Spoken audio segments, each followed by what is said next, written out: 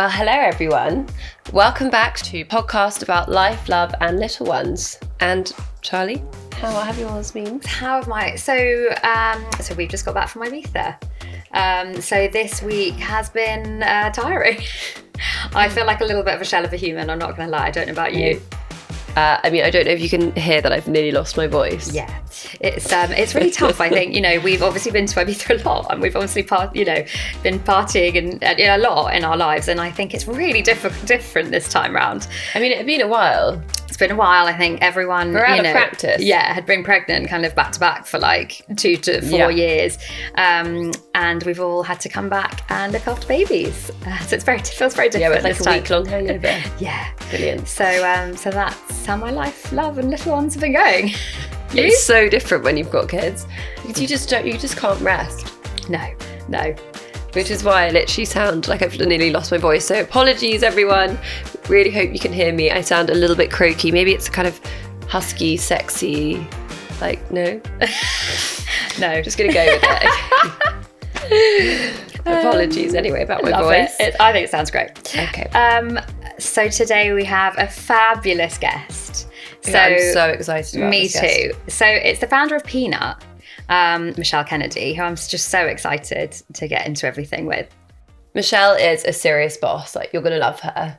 I've done one of her pods with her on Peanut before, and we just got on like a house on fire, and I instantly just was like, I just want to be friends with her. So she's super cool. She's just an amazing businesswoman. She juggles it all. She's a mum of 2 kids. She's a wife. So I think she's going to have loads of interesting things for us to talk about. And, one of them being her incredible app. Yeah, and it really is incredible. I mean, anything that helps to connect mums. We both have talked about how lonely it can be. Absolutely. And how isolating it can feel, especially with your first child. Yeah. And I think also we're going to talk to her about Peanut Pro, which is new for her. And I think that's all about experts, coming to help you on your journey. And I think, well, how amazing is that? I think making experts more accessible to people at a lower price point as well. Yeah. And I think when you're kind of Googling stuff in the middle of the night and it's like mums out there, how amazing to just have an expert there for you to be able to talk to. What I love about Peanut is that it's literally like a dating app for mums. To make friends. It is. And it's very like that at the beginning, isn't it? I think all mums can relate to that, to having to basically date other women, for a good year. Because you're of your desperate life. For these mum friends, and you want to find people that they live in your area, they've got kids the same age, you can put in your interests. So you can be quite specific with what you're searching for. Yeah, it's genius. And so we're also going to go into just her mum journey, and it's super interesting. And I think specifically, I would love to know just about how she manages it all, how she manages to have this amazing tech startup and also be an amazing mum as well. And I think she's going to be very real and honest.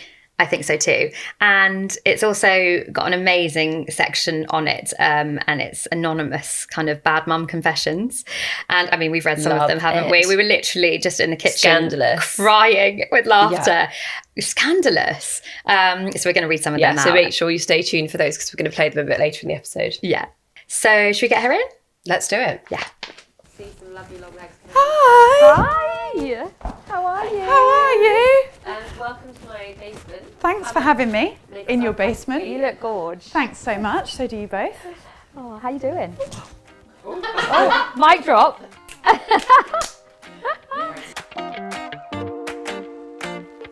Okay, so one thing we like to do when we have a guest on is a little icebreaker, is to just kick off with a bit of a quick fire question round.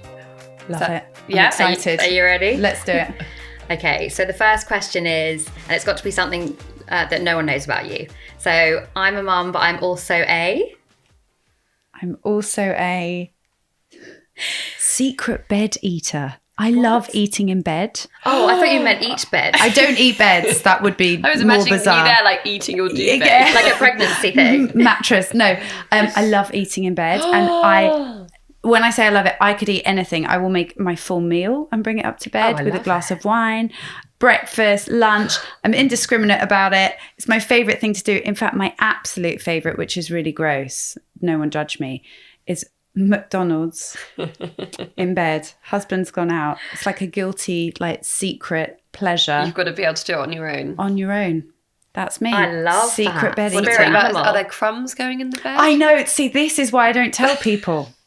This is why I've never told people. No judgment. I'm just imagining, is there a bit this is sauce exactly on the duvet? We're just going to leave it there. My husband is mortified and horrified because he's like, ugh. It's so much so he has a tiny little Hoover on his side of the Hugo bed. is the exact Johnny's same. the same too. Hugo's got the little That shock. Yeah. He has that next to his side of the bed to hoover up my crummies. Why are men always like that? Eating. Why be like that, men? Next to the bed. So yes, that's me. I secretly eat in bed. Love you already. No judgment. Hugo literally is not a fan of eating in bed. No, Rich thinks it's absolutely abhorrent. He actually, I think he thinks I'm like Waynetta Slob, but it's my thing. Mrs. Twit. Honestly, it's the thing I love more than anything in the world. And now my kids love it because they catch mummy doing it and they're like, this is great. And then he really loses it. Particularly if it's like pain au chocolat in the morning. I like it in like a hotel bed because it's Sure. not my bed, Right, and then you've got like a pizza, a movie, wine. That's like my heaven. That's what I do, but in my own home. I love it. I'm here for love it. it. Thank you. I'm going to try it Thank you. when Hugo's out. Yeah. No, it has to be when they're out because they ruin it. But I highly recommend it. Wine, show, food. Yeah. Oh, yeah. Face masks. Yeah. Sounds great. It's so good. It's so good. It's not great though when you're really tired and then you have to take it all down and hide the evidence and or if you fall asleep surrounded by the evidence. Get caught on the ass. That can never happen. That can never happen. Well, he knows now. Then you'll So ruin he's it for gonna us be- all. Okay, so no, Okay. clean up Right, afterwards. clean up. Okay, got it. Okay, so what is this is a kids related one. What is your best buy? Oh, Best Buy for Nula was the Snoo, which is like a crib that rocks them when they cry. And honestly, I never had it with Finn. And the Snoo was, it was amazing. It was game changing. Nula was just an amazing sleeper. Yeah, so they go in, you zip them in the little sleeping bag. They go in right? this like little like straitjacket sleeping bag, so they can't move. They're a bit like this, Like a and then swaddle, and then it just rocks them to sleep. It's incredible. I actually had one and couldn't use it because Sienna had hip dysplasia. And you know how it's quite narrow. And yes, it is. So it didn't. She had with her harness. I was like gutted. I couldn't use it because I was like desperate to use it. And then actually Aurelia turned out to be like quite a good sleeper. So we haven't. Oh, so you didn't need to. I know loads of people that love So it. do I. And then there's like a small tiny version called the Rocket that you put on the pushchair and it rocks the pushchair. Seen that Yeah, too. it's genius. I've got that. It's all about the rocking basically. Yeah. Anything that stops you having to do the rocking and they just lie like this. Yeah, they Foot jiggle. just love the movement, don't they? Just amazing. And that, honestly, I thought it was game changing that. It was hard though when it came to like, you have to take her out. She's too old.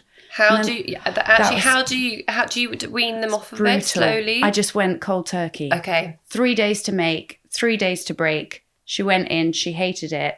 And then, that was it. I think that that's was life. the general rule of thumb with kids, isn't it? It's 3 days in, 3 days That's out. it. Don't you think? That's always you what I can totally live by. change the Everything. routine, anything. That's what I live behaviour by. in 3 days. Definitely. So that was tough though, because you're so addicted to it.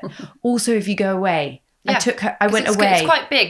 Unless you've got a massive car. Yeah, you can't be taking that anywhere. So I actually, this is bizarre, but I made one.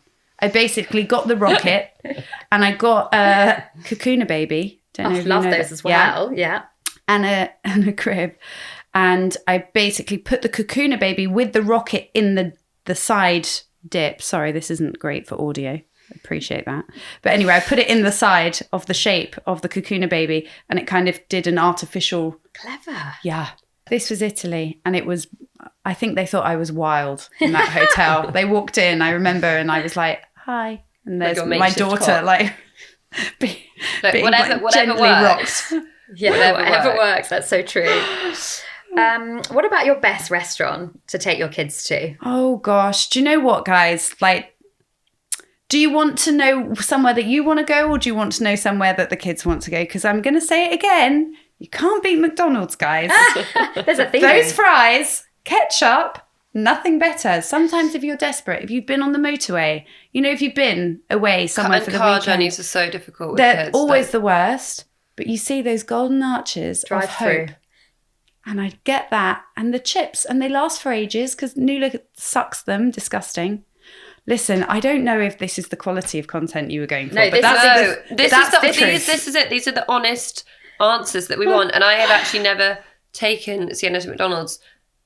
But now I'm like, that is a good idea. But we were saying earlier that we're just chip mums. That's what we were saying, right? Chip we mums. are those Like, mums. no judgment. Just I like, am you know. a chip mum. We're chip mums. Give them what they want. Give the kids what they need, guys. And I also love chips. So, you know, it's a win-win for me. Mackie's in bed, Mackie's for my kids. That's the life that I lead. Wayne to slob, I told you. my kind of women.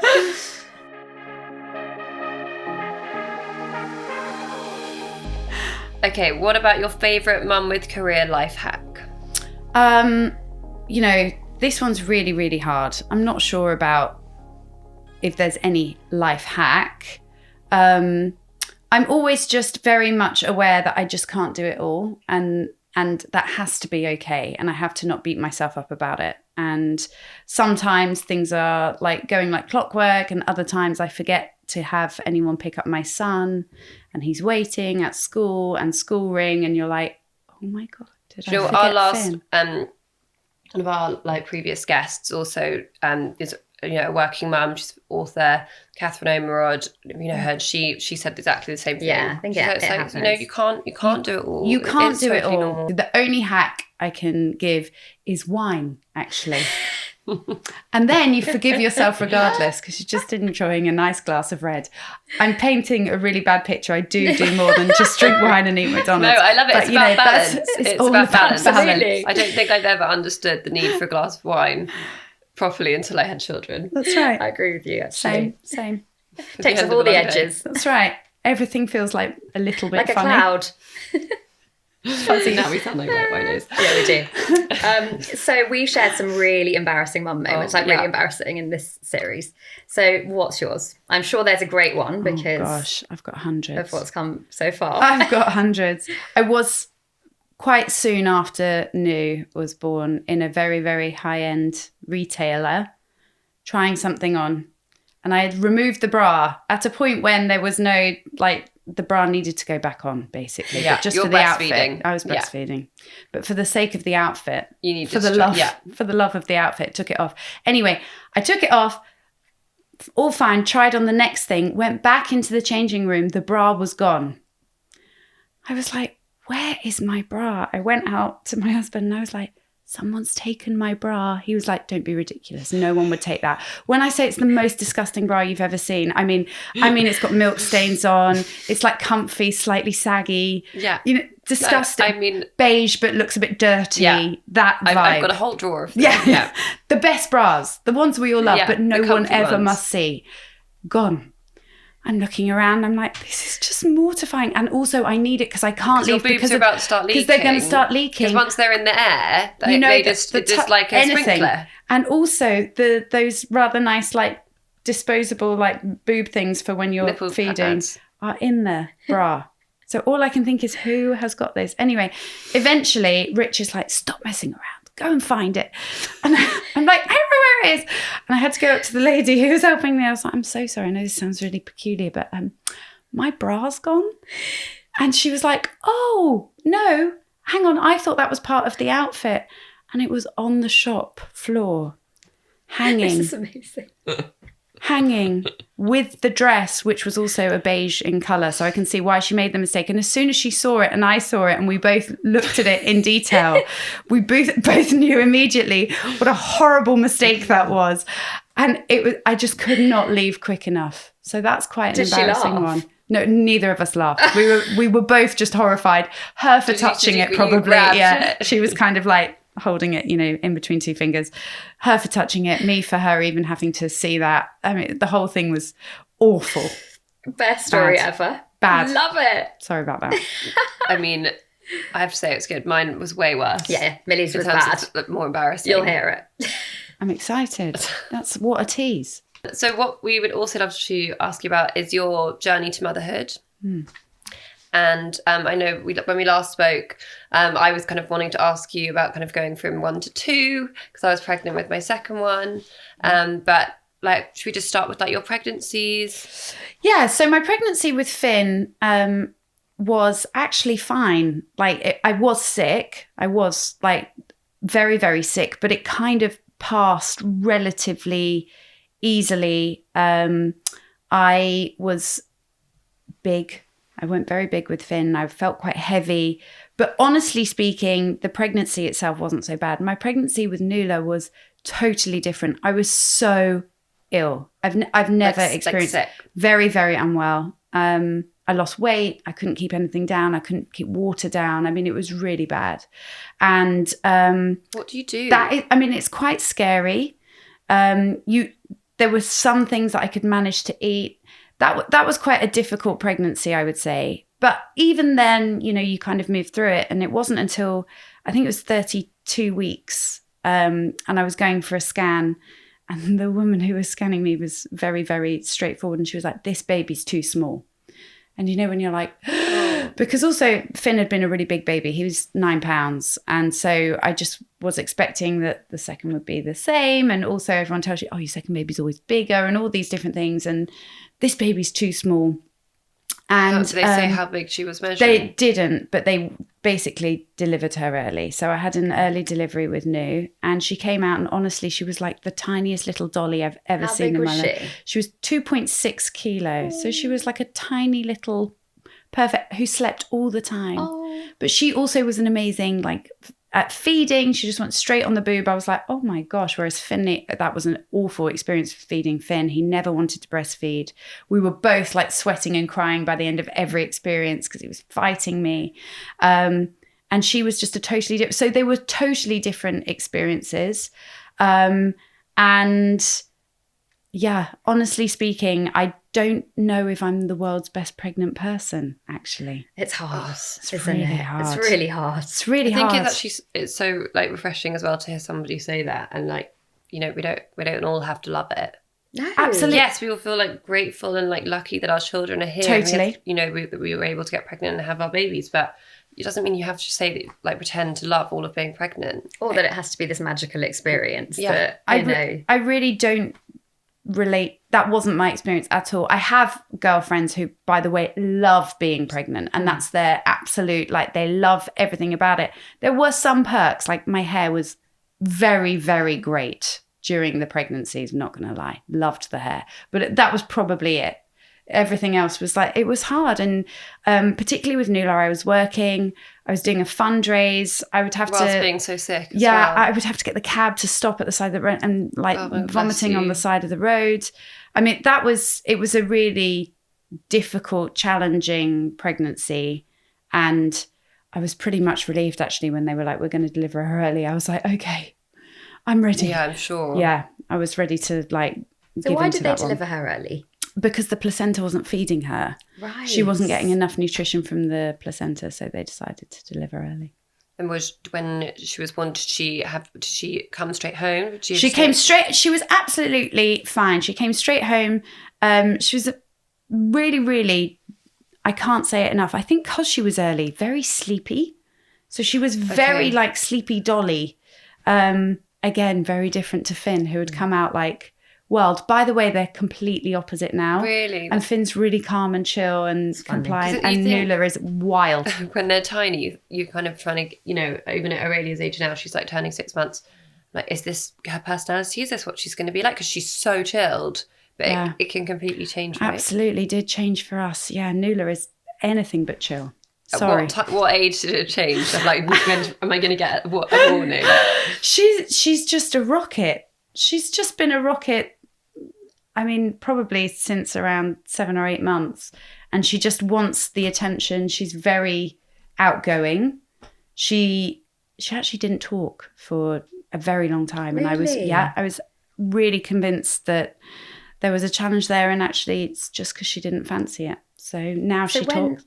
When did she start talking? Like, what honestly, was the journey Christmas and time. How old was she? Well, she's going to be 3 next month. So she was like 2.5. And she just didn't really talk. She could talk when she really needed it and no one understood what her pointing and shouting was.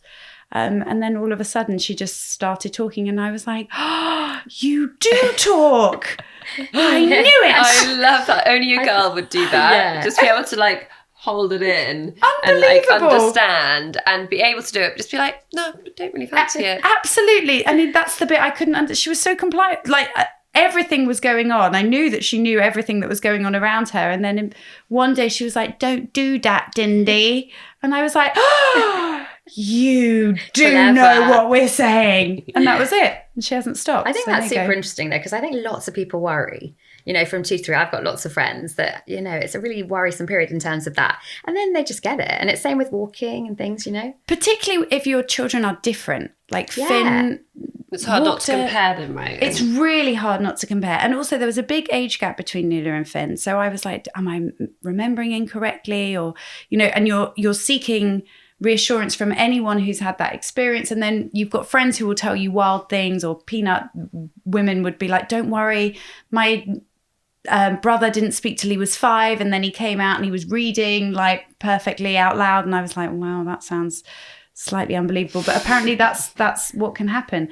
And I think because she is the boss of the house, really she is, we all just were talking for her. So she'd point and you'd be like, do you want that glass, Nuala? Okay, let me get that. Okay, so she didn't really need to. What did she need to? We were all doing it. Finley was wrapped around her finger. I mean, he was running around the house doing things for her. So she sounds amazing. She's absolutely like ferocious. Yeah, right. Sounds like she gets it from her mum. I don't know where that's from. Terrifying. And what about your births? So were they different? Like, what were your experiences there?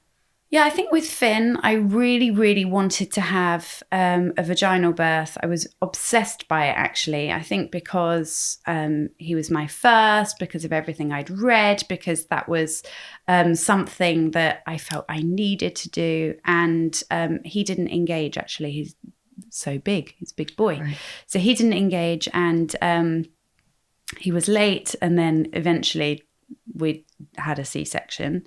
And I felt at the time I was a bit upset about the prospect of it, because it turned into a somewhat emergency C-section, and I didn't want it.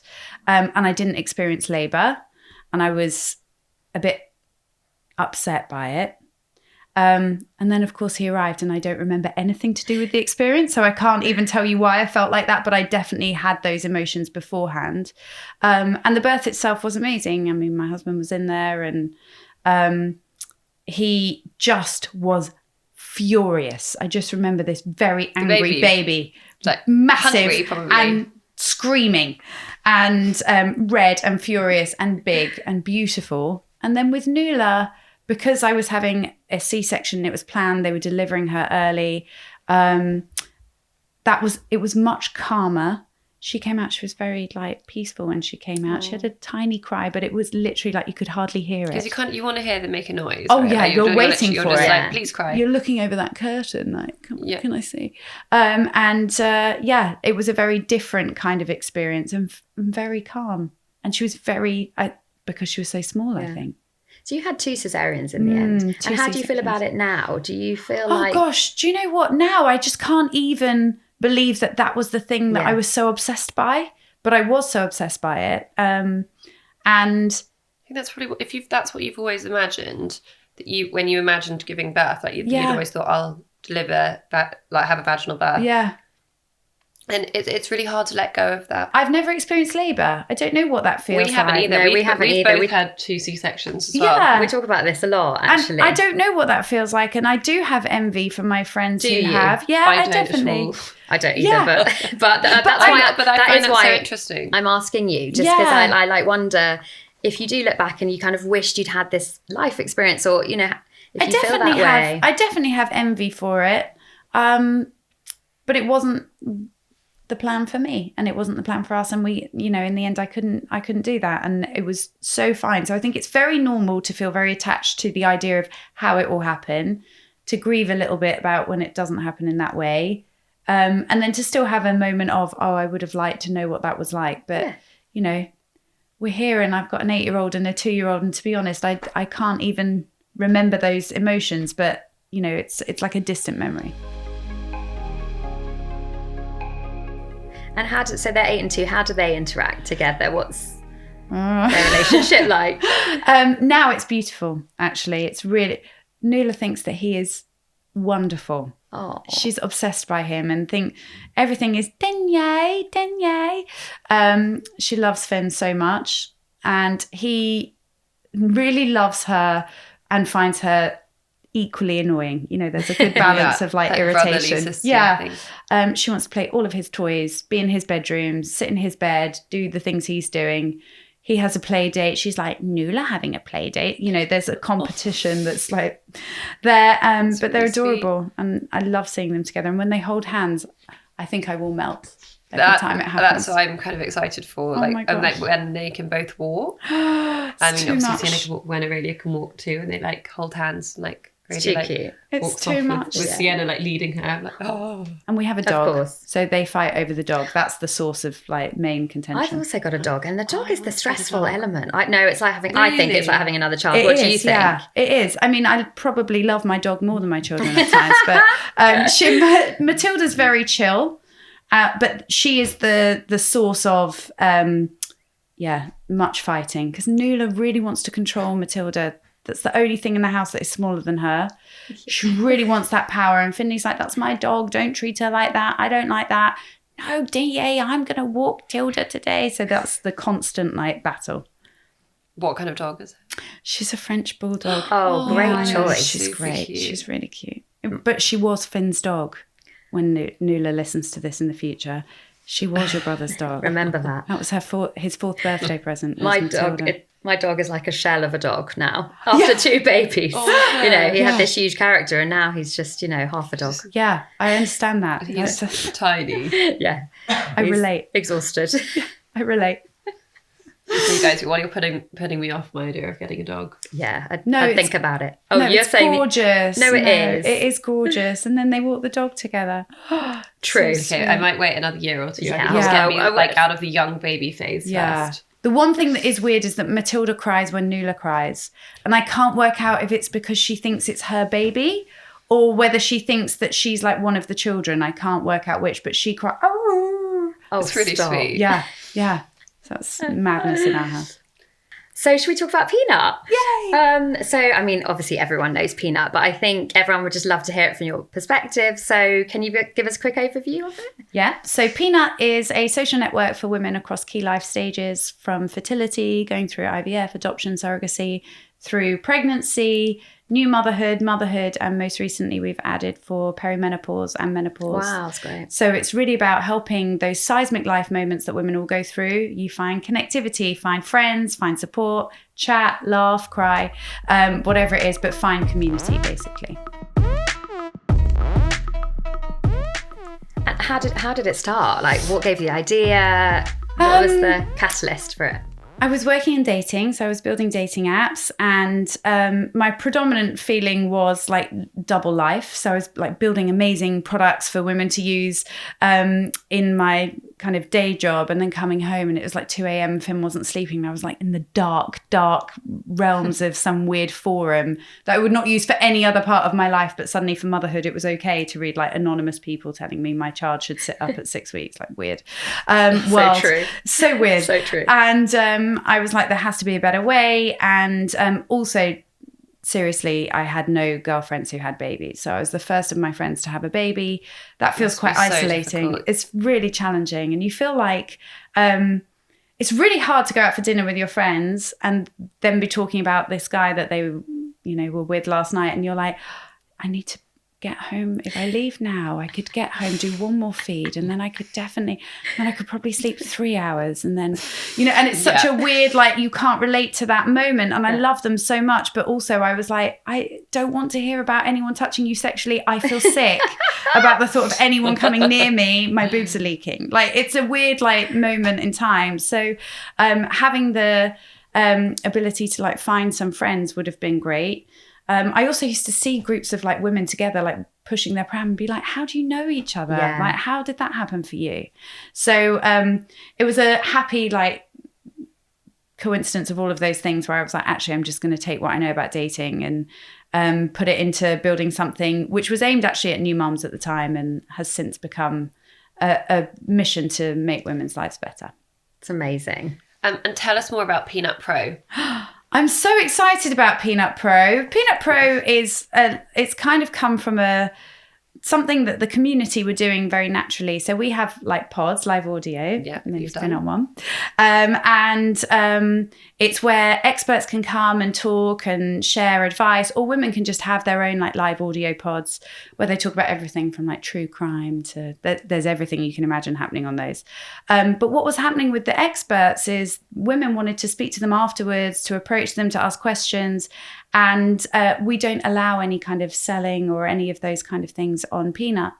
And if you think about a kind of wider audience as well, there are some factors of expertise, and particularly in the motherhood space, which are limited to your ability to access help. So if you are someone who can access someone who can help you with sleep training or lactation or whatever it might be. Which I feel so fortunate that, you know, we've been able to do. And right. have really helped, like we've both been in those situations where and it's really helped us. And it does really help you, but it's a universal. And it's a game changer. It is an absolute game changer, but the problems are universal. So if you're not in a position where financially you can access someone who can come and pay, you know, £500 to walk you through the sleep training or whatever it might be, that can be really challenging, but your problem is exactly the same. So Peanut Pro was really an opportunity to democratize access to expertise. So if you have experts, if you have an expertise, women of Peanut can access your expertise and you can monetize and you can allow them to pay for that expertise, but it's not $500 or £500. It's affordable. It's an affordable way to do it because it's a bite size. Maybe you just have one question. So in a micropayment, you can ask for that. Or you want to access the course that someone runs and you can do it in a way that you can read 2 pages of the course and maybe it's a £5 decision versus a £50 decision. So it's about democratizing that access to expertise and also helping the women of Peanut find it, right? Because we know they're asking, we know they want to ask the questions. So about bringing the two together.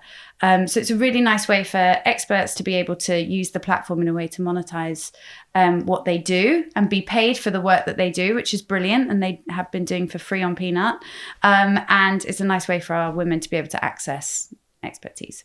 The nighttime is the worst because also when you get night thoughts, that's like the scariest thing. It's when the scary thoughts start creeping in. Feels much better in the morning, doesn't it? Always. Everything in the daylight. Yeah. And you feel a bit like stupid. Something like your partner's asleep. That's it. You know, it's literally like it's silent unless, you know, the baby's crying, but you're up like feeding or resettling or whatever, or just lying there just like because your brain will never turn off. That's it. You're waiting for the next cry. Yeah. That's the other thing as even well. though your children aren't awake. That's it. They're sleeping, Yeah. but you're literally just like, I think it's going to be in the next 40 minutes. So it's probably So I not might worth as well going back to sleep now. stay awake. Yeah. So those moments are really, really hard and really lonely. And being able to tap into other women and just, for me, actually, that's why I love the pods and I love podcasts.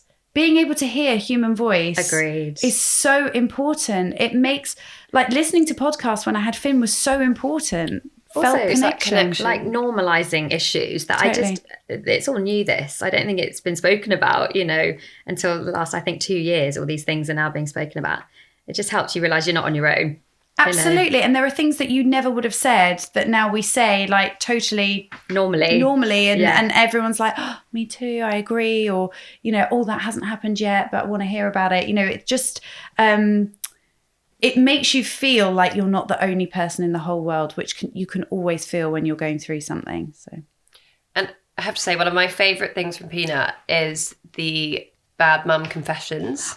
This is amazing.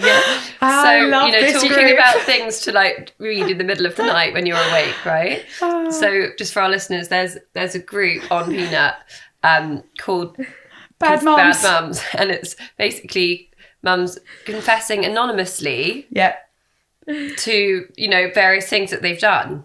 And we've picked out some of our favourite ones. Some of them and we have been hilarious. I cry. Do you go on to read things? I love them. There's another one actually. It's called Incognito Only. Anyway, there are several groups like this, and I love them. And the women are so fun. I cry with laughter. They're amazing.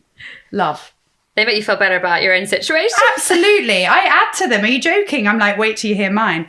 They're so good. Which one's the Anonymous. secret ones? Okay, Charlie, read out one of your faves. So we've collated some of our favourite ones together. I mean, some are literally hilarious. So shall I start? Shall I read one out? Read one of your faves.